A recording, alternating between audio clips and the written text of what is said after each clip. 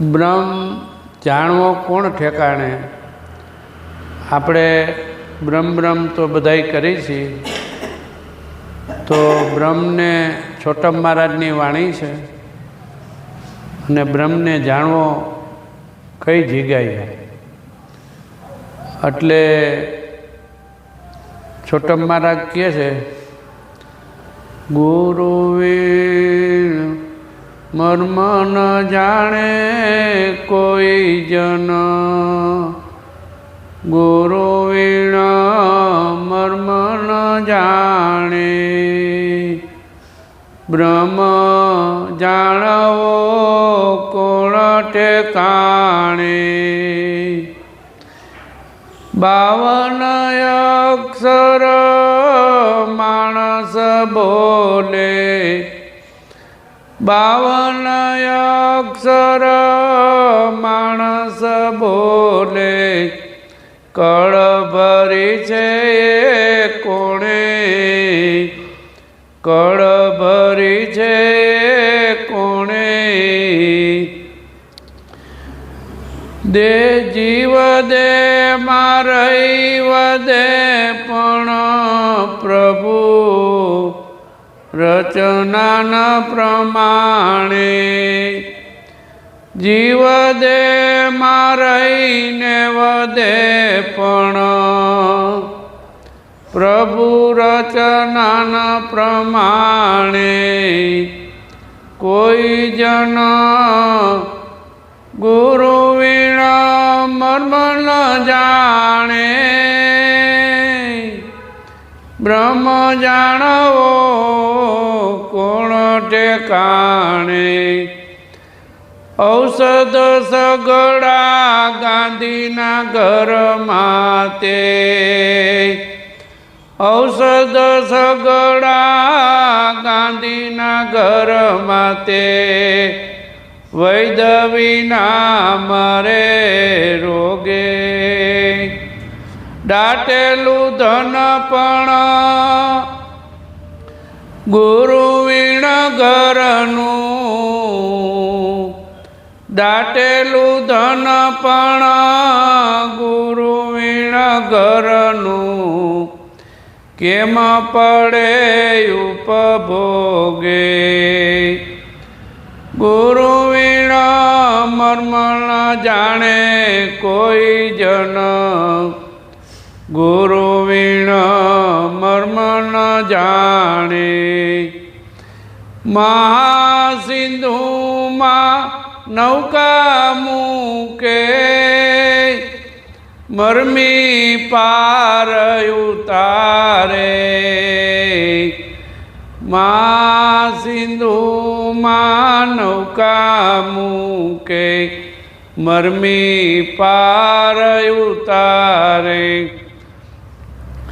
પેદલયા વીણ ભૂલો પમે ભાઈ, પેદલયા વીણ ભૂલો પમે તે, શ્રમ કરીને સર્વે હારે ભાઈ, શ્રમ કરીને સર્વે હારે.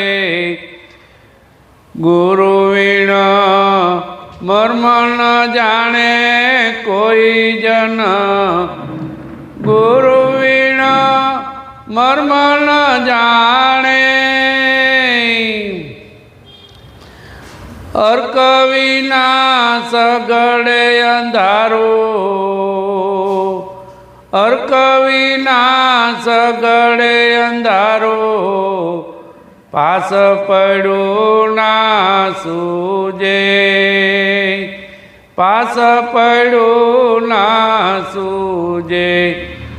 જન છોટમાં ગુરુ જ્ઞાન મળે તો, જન છોટમાં ગુરુ જ્ઞાન મળે તો, પ્રગટ પ્રભુને બૂજે, પ્રગટ પ્રભુને બૂજે. કોઈ જન ગુરુ વીણ મર્મ ન જાણે, બ્રહ્મ જાણવો કોણ ઠેકાણે, એ બ્રહ્મ જાણવો કોણ ઠેકાણે।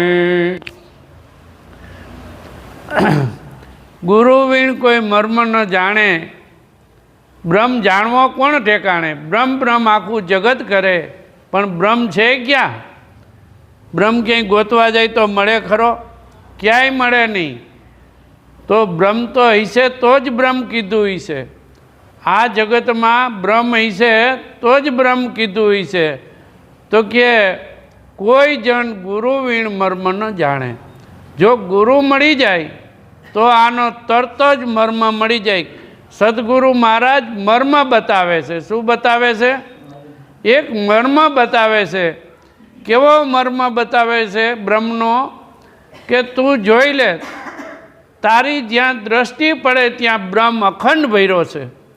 તારી જ્યાં દ્રષ્ટિ પડે ત્યાં બ્રહ્મ અખંડ ભર્યો છે। કોઈ એવી જગ્યા નથી કે બ્રહ્મ ન હોય।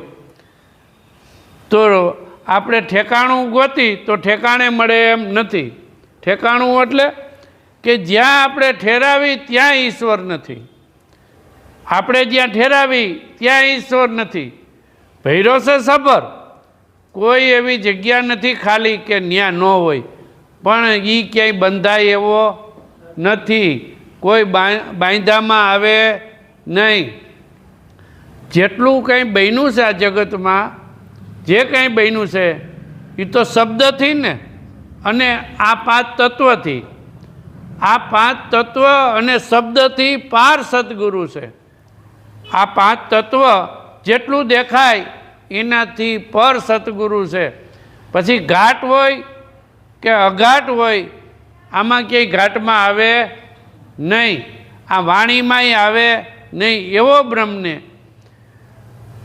પછી કે જીવ દેહમાં રહી વધે, બ્રહ્મ જાણવો કોણ ઠેકાણે। 52 અક્ષર માણસ બોલે। આ કોણ બોલે છે? માણસ 52 અક્ષર બોલે છે। આપણે આ બોલી રહ્યા છે તો એને કડા કોને ભરી છે? આ જે બોલાય છે એની કડા કોને ભરી છે? હે, સદગુરુ શબ્દે સૂજે। આ એરણ વગર સૌ ઘાટ ઘડે। આની એરણ ખરી? કાંઈ ખરો? શબ્દના ઘાટ ઘડાય છે। જો હવે આ શબ્દના જે ઘાટ ઘડાય છે એ શેમાં ઘડાય છે? આ શબ્દના જે ઘાટ ઘડાઈ રહ્યા છે, આ બોલાઈ રહ્યું છે, સંભળાઈ રહ્યું છે, એ શેમાં ઘડાય છે ઘાટ? આ શેમાં ઘડાય છે? પોતાનામાં, પોતાના સ્વરૂપમાં આ ઘાટ ઘડાય છે। હવે 52 અક્ષર માણસ બોલે, આ કળ ભરી છે કોણે? જો માણસ તો 52 અક્ષર બોલે છે, એટલે ભાણ સાહેબે કીધું કે બોલે એ પરમાત્મા પોતે અજ્ઞાની નાંદડો દૂર જઈ ગોતે। હવે આ જે બોલી રહ્યો છે એ જ પરમાત્મા છે, એને જાણવો કેમ? આ બોલી રહ્યો છે એ પરમાત્મા છે, તો આ જગતને આપણે કહી તો એ કેમ જણાઈ લ્યો? જણાય એવું છે? નથી ઓળખાય એવો। એ કે આ કેવી રીતે હોઈ શકે? પણ હકીકતે છે કે નહીં? એ જ છે, એના સિવાય કોઈ છે નહીં। જીવ દેહમાં રહી વધે, પણ પ્રભુ રચના ન પ્રમાણે। આ રચના કેની છે? આપણે એમ કહીએ કે હું બોલું છું, હું બોલું છું, પણ રચના પ્રભુની છે। આ રચના જે પ્રભુની છે એ રચના સદગુરુ મહારાજ બતાવે છે કે જો આ રચના પ્રભુની છે અને પ્રભુને આધારે આ બધુંય થઈ રહ્યું છે। પ્રભુના આધાર સિવાય કાંઈ નથી। પ્રવચન ઘણું બધું સારું બોલતા આવડતું હોય તો કરે, આવડે, શબ્દના એની પાસે નિચોડાઈ હોય, પણ જ્યાં સુધી મૂળ શબ્દને જોયો ન હોય અને એનો જેને અનુભવ ન કર્યો હોય, જોયો હોય પણ અનુભવ ન થયો હોય તો હાલો જોયો છે પણ અનુભવ કરવો પડે ને। પાણી સામે પડ્યું, હાકર પડી છે સામે, એ તમે જોઈ, એ તમારો અનુભવ છે કે ભાઈ હાકર આવી છે, પણ એને જ્યારે ગળે ઉતારી અને કેવી લાગે એનો અનુભવ ખુદે કરવાનો છે. કોને કરવાનો છે? ખુદે કરવાનો છે. એ અનુભવ સાચો છે.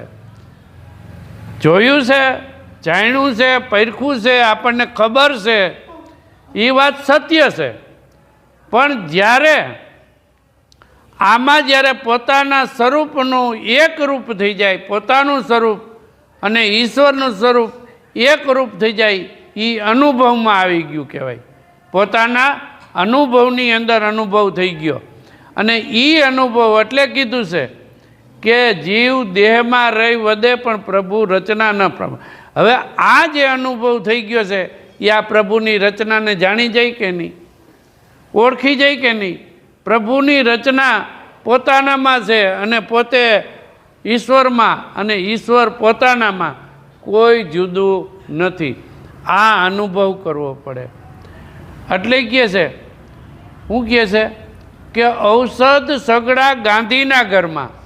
ઔષધ ઘણા ગાંધીના ઘરમાં બધાય ઔષધ પીડા છે. કેવા ઔષધ પીડા કે પોતાને ગમે એવો રોગ હોય તોય મટાડી દે એવા ઔષધો પીડા છે કે નહીં? ગાંધીના ઘરમાં છે. પણ તે વૈદ વગર મરે રોગે. હવે વૈદ ન હોય તો ઔષધ શું કામના? આ એક બાજુ રોગી છે, એક બાજુ ઔષધ પીડા છે, પણ કયું ઔષધ લેવું લ્યો?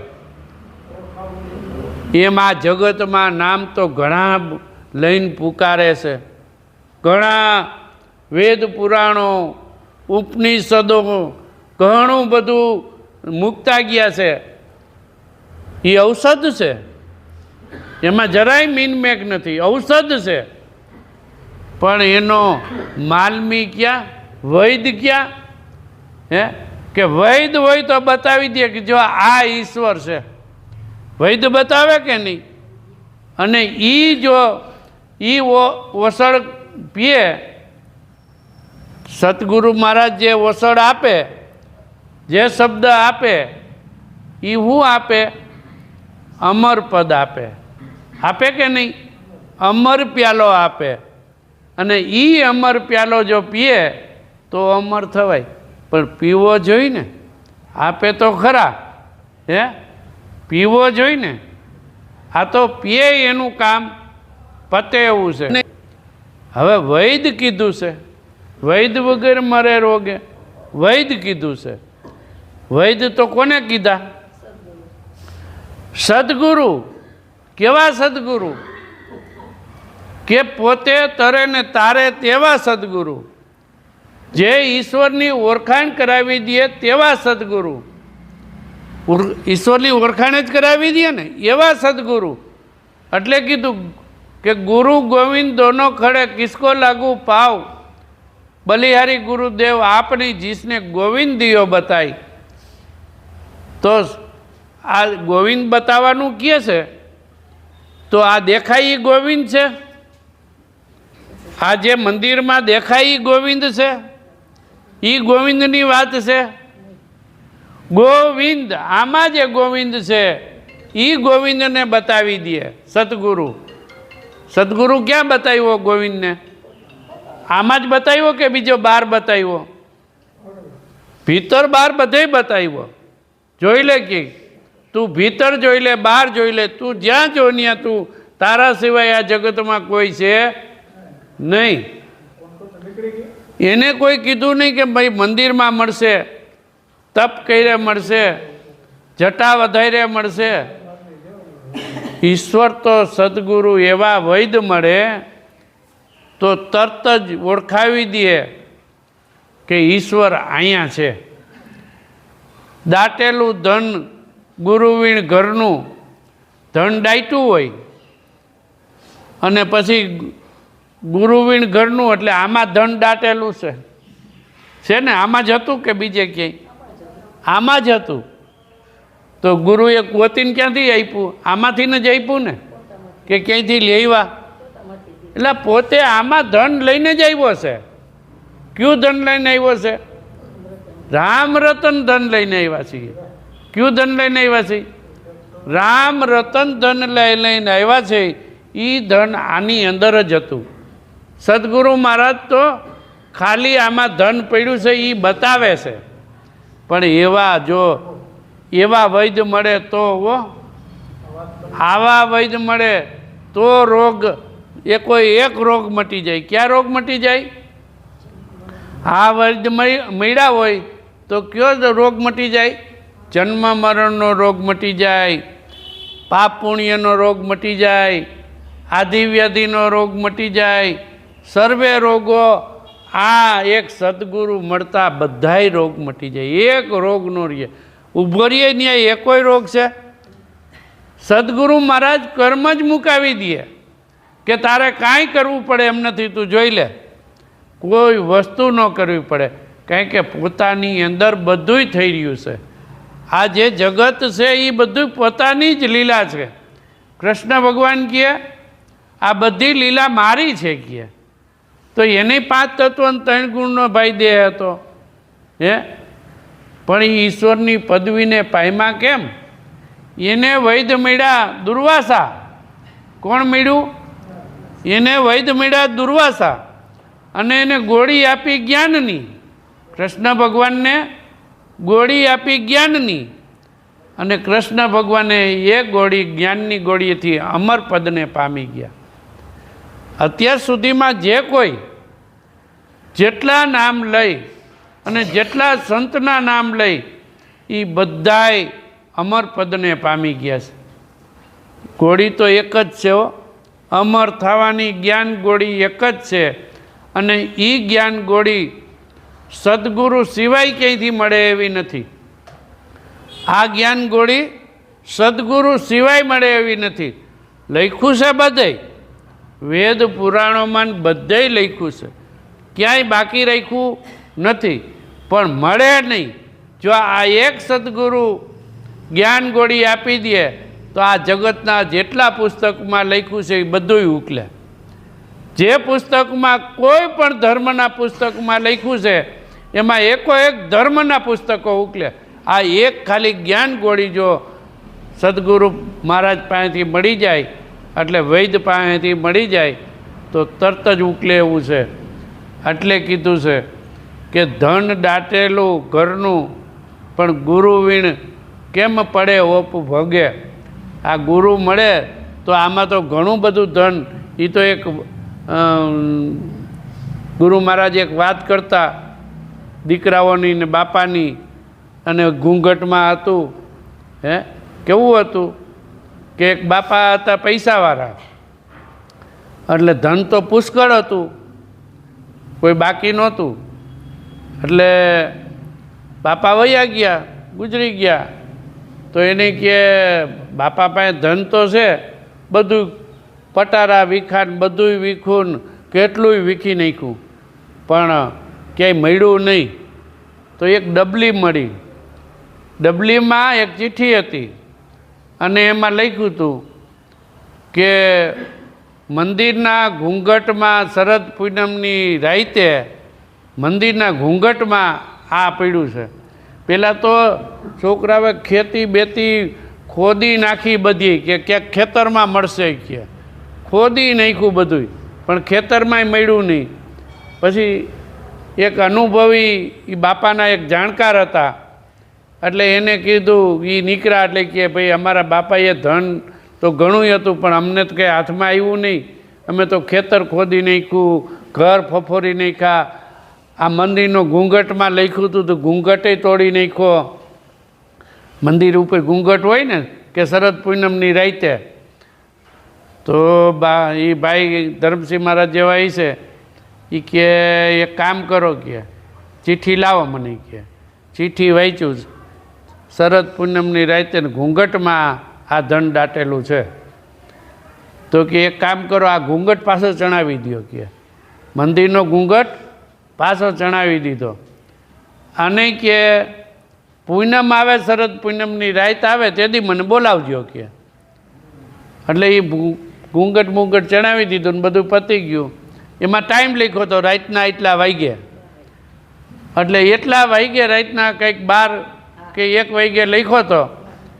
અને એ ભાઈ આવ્યા, એ પૂનમ આવી, અને જ્યાં એનો પણસાઈઓ જતો હતો ત્યાં એ ક્યાંય ખોદો તો જેટલું કમાણીનું ધન હતું એ નીકળ્યું. કહેવાનો ભાવાર્થ શું છે ખબર છે? કે ધન તો આપણી પાસે છે, પણ આવા ગુરુ જોઈને આ ખજાનો કાઢી દઈએ. તો આ પુરુષોત્તમ મહારાજે ખજાનો કાઢી દીધો, અને આ ખજાનો એટલે આપણે અહીં ઉલેચી છીએ. કાઢી દીધો કે નહીં? આપણને એ ખજાનો કાઢી દીધો. ખજાનો છે કેવો ખજાનો? કે રામ રતન ધન ખૂટે નહીં, ખર્ચા જ રાખી તોય ખૂટે નહીં, વાપરવું હો ખૂટશે નહીં. એટલે કીધું છે કે દાટેલું ઘર ગુરુવીણ ઘરનું કેમ પડે ઉપભોગે. જો સદગુરુ એને મળી ગયા અને તરત જ ઉપભોગ થઈ ગયો. એમ આપણને એ સદગુરુ મળ્યા. હતું તો આપણી પાસે, પણ મળતું નહોતું. હતું આપણી પાસે જ, પણ મળતું નહોતું. તો એ સદગુરુ મહારાજે આપણને મેળવી આપ્યું. એટલે કહે છે મા સિંધુમાં નૌકા મૂકે, મરમી પાર ઉતારે. મા સિંધુ હોય એમાં નૌકા મૂકી તો એનો જાણકાર હોય એ જ પેલે પાર ઉતારે કે બીજો ઉતારે? ખેંચવા જાય દોયડા બીજાનું, આમ લઈ જવું હોય ને આમ વયું જાય. ઓયલું તો ગમે એમ લઈ જવું હોય કાંઠે જ લઈ જાય. લઈ જાય કે નહીં? આપણી કીધે જાય? ન જાય. તો સદગુરુ એવા મળે તો આ ભવના ફેરામાંથી કાંઠે લઈ આવે કે હવે જોઈ લે કે તારે જન્મ મરણ નથી, કાંઠો મુકાવી દે. એટલે સદગુરુ પારક સદગુરુ કરવા પડે. એટલે સદગુરુ લખ્યું છે, પારક સદગુરુ લખ્યું છે. પારખ એટલે પારખું. આ વસ્તુને જાણતા હોય એવા સદગુરુ, કે આ વસ્તુને કોણ જાણે છે, આને કોણ પરખે છે, એવા સદગુરુને જ્યારે ભેટો થઈ જાય. અને જેને જેને આવા સદગુરુ મળ્યા છે એનો બેડો પાર થઈ ગયો છે. આ જગતની સંપત્તિ તો આવે ને જાય, પણ આ વસ્તુ કોઈ દી મળે ખરી? આ તો અઢળક નાણું છે. આ નાણાંને કોઈ પામી શકે નહીં. એને કાંઈ જરૂર છે નહીં, જગતમાં રહેતી નથી. એટલે આ મરમી પાર ઉતારે. ભેદ લયાવીણ ભૂલો ભમે. શું કીધું છે? ભેદ લયાવીણ ભૂલો ભમે. ભમે છે કે નહીં જગત આખું? હે? ભેદ જાણ્યો નહીં. કયો ભેદ જાણ્યો નહીં? ઈશ્વરનો, પોતાનો. આમાં પોતે ક્યાં રહેવા આવ્યો છે, આમાં ક્યાં છે, એ ભેદ જાણ્યો નહીં. ઈશ્વરનો ભેદ જાણ્યો નહીં. હું ને ઈશ્વર ક્યાં છીએ? સહી તો ખરા જ ને? હું છું ને ઈશ્વર છે, જીવય છે અને પરમાત્મા છે, શિવય છે અને જીવય છે. એટલે એક સંત કહે છે હો, જીવ શિવ છે પર હે. આ જીવ શિવ કેવા નહીં, હમ તમ નહીં કોઈ હામ, વ્યતિરિક પદ પર એક આત્મા. આ પછી ત્યાં કાંઈ રહેતું નથી. હું કહેતા હું નથી. આ પોતાને જ્યાં સુધી શિવ સ્વરૂપ ન થાય, શિવથી પર ન થાય, ત્યાં સુધી આ બધાની જરૂર પડશે. આ દેહની જરૂર પડશે, નામની જરૂર પડશે. અને ત્યાં સુધી શિવ સ્વરૂપ સદગુરુ મહારાજે આપણને કર્યા છે. અને શિવમાંથી પછી પોતે નિરાકાર સ્વરૂપ થઈ જાય છે. ત્યાં કાંઈ રહેતું નથી. ત્યાં જીવ શિવ કહેવા નહીં, હમ નહીં તમ કોઈ હામ, વ્યતિરિક પદ પર એક આત્મા. એમ આ ભેદ લયા વગર આખું જગત ભમી રહ્યું છે. ભમે છે કે નહીં? આખું જગત ભમે છે. જે પોતા તરફ વળ્યા, પોતાના જે નામ તરફ વળ્યા, પોતાને ઓળખવાની કોશિશ કરી કે હું આમાં કોણ, હું કરું છું એ કોણ છે. હુંને જેને ઓળખવાની કોશિશ કરી એને ઈશ્વર મળે જ છે. જેને મળવું છે એને મળે જ છે ઈશ્વર. કૃષ્ણ ભગવાનને ખાલી એક શબ્દની અંદર દુર્વાસા એમ કહે કે કૃષ્ણ તને અગ્નિ બાળી ન શકે, શસ્ત્ર સેદી ન શકે, વરસાદ ભીંજવી ન શકે, પવન સૂકવી ન શકે એવો તું વધવે જ છો. કેનાથી તું બીસ. એટલે આપણે એવા જ અદ્વૈત છીએ હો. જેમ દુર્વાસાએ કીધું ને એવું ગીતામાં કૃષ્ણ ભગવાને લખ્યું છે. આપણે અદ્વૈત છે. કૃષ્ણ ભગવાન અદ્વૈત હોય તો આપણે હોય. કૃષ્ણ ભગવાન રજે રજ કણે કણમાં હોય તો આપણે હોય. એ છે એમ જ આપણે છે. પણ એ સ્વરૂપ સદગુરુ મહારાજ કરી દે અને એ સ્વરૂપે રહી જાય તો કાંઈ કરવું પડે નહીં. એટલે સદગુરુ મહારાજ એનો ભેદ બતાવે છે. એટલે કે ભેદ લઈ આવીને ભૂલો ભમે, શ્રમ કરીને સર્વે હારે. શ્રમ એટલે કેવો શ્રમ? હળિયાપટ્ટી, વાં જવું છે, વાં જવું છે, ચારધામ યાત્રા કરવા જવું છે. કેવો શ્રમ? પૈસાનો શ્રમ, શરીરનો શ્રમ, ટાઈમનો શ્રમ.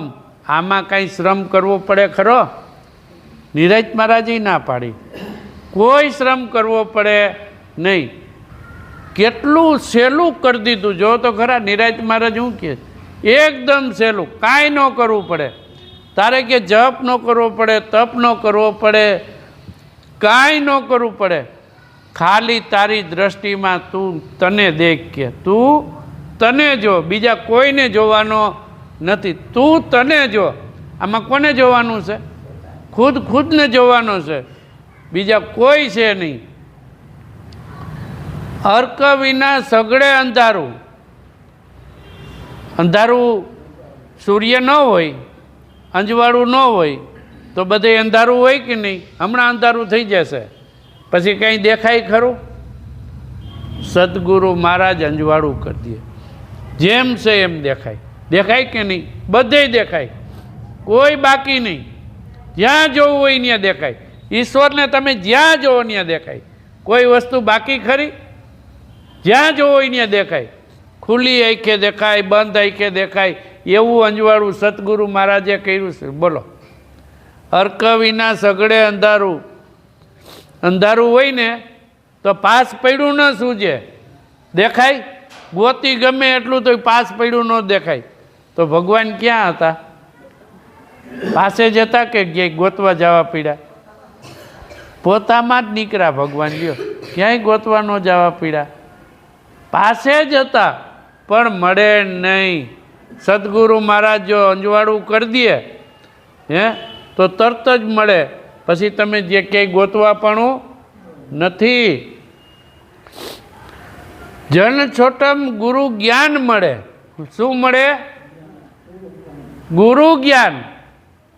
આ ગુરુ જ્ઞાન જો મળી જાય તો પ્રગટ પ્રભુને બૂજે. તો બૂજે એટલે જાણે પ્રગટ પ્રભુને. તો આપણે પ્રગટ પ્રભુને જ જોયા છે કે નહીં? જે સંતો વાણી લખી ગયા છે એને પ્રગટ દર્શન કર્યા છે એટલે આ વાણી લખી છે. અને એના વગેરે લખાય નહીં, પ્રગટ લખ્યું છે. કે મીરા કહે કે આત્માને ઓળખાય વિના લખ 84 નહીં. એને ઓળખો છે તો જ લખ્યું છે ને, એમને એમ લખાય. અને આપણે જે ગાય છે સમજીને ગાય છે કે સમજ્યા વગરનું? સમજીને ગાય છે. સમજીને એટલા માટે કે આપણે મીરાએ આત્માને ઓળખો છે તો આપણે આત્માને ઓળખો છે કે નહીં? આપણે આત્માને ઓળખો છે એટલે આપણે કહીશું કે જે એને લખ્યું છે એ આપણે એમાં ભળી જવાનું છે. જો અનુભવ વાણીનો છે ને, વાણી જે બોલે છે એની આપણને ખબર હોવી જોઈએ. જેને શબ્દ લખ્યા છે એને એમ લખ્યું કે આત્માને ઓળખ્યા વિના, તો આપણે આત્માને ઓળખો છે તો તરત જ ત્યાં રહી જવાનું. જન સોટમ ગુરુ જ્ઞાન મળે તો આપણને જ્ઞાન મળ્યું છે. જે જ્ઞાન છે એ આપણને મળ્યું.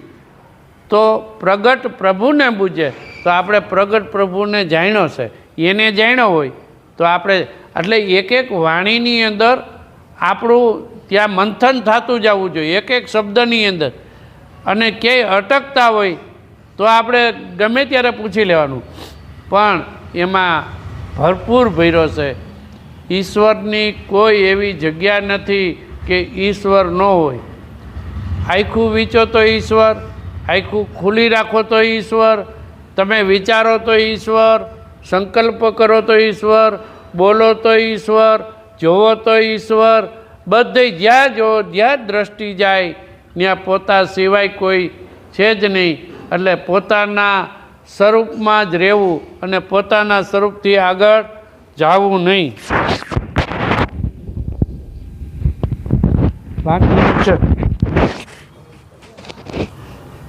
એટલે સંતો વાણી તો ઘણી લખી ગયા છે, પણ વાણીનું એક એક શબ્દનું જ્યારે આપણે મંથન કરી, શબ્દનું એક એક મંથન કરી, શબ્દ જ્યારે એક એક શબ્દ આવતો હોય, એનું વિવરણ આવતું હોય, તો શબ્દે જે શબ્દમાંથી શબ્દ આવે છે ત્યાં રહેવાનું. ગંગા સતી શું કહે કે વચનમાંથી વચન બોલે, બહુ કરે પુકારે. આ વચનમાંથી વચન બોલાઈ રહ્યું છે. હવે એ વચન જે જોયું હોય, જે વચન તો જોયું ને આપણે, જે વચનમાંથી વચન બોલે છે એ વચન જેને જોયું હોય તો કામનું છે.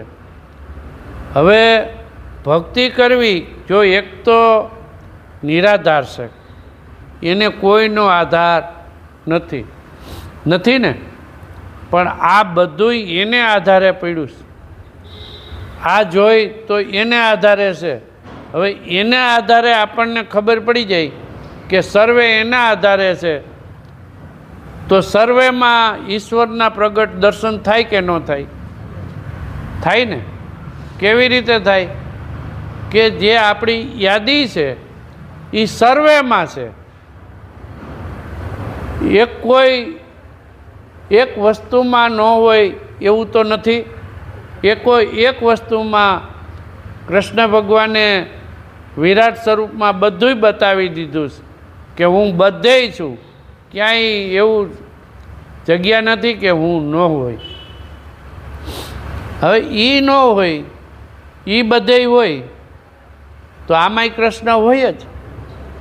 જે કૃષ્ણની વાત છે એ કૃષ્ણ હો. આ બોલાય છે, શબ્દ છે, એ કૃષ્ણ નથી. આ તો જે કૃષ્ણ બોલી રહ્યા છે એ કૃષ્ણની વાત છે. એ તો નામ કૃષ્ણ છે, પણ એ તો એનાથી પર છે.